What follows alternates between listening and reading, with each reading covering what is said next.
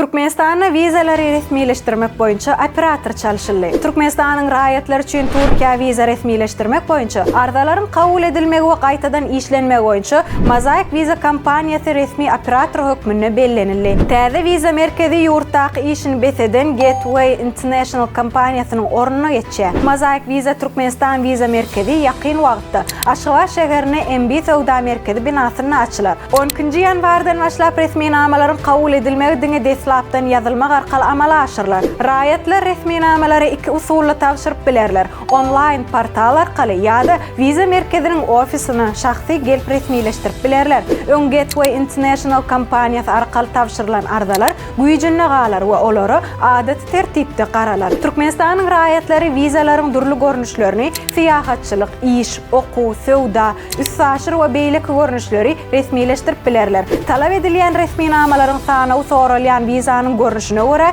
Türk tarapynyň düzgünleriniň esasyna kesitlenilýär. Kompaniýa vizanyň berilmegi ýa-da berilmezligi baradaky soňky çözgüdüň diňe konsullyk tarapyndan kabul edilýändigini aýratyn nyktaýar. Goşmaça maglumatlar üçin şu ekranda görýän belgileriniňizde jaňa dip bilersiňiz.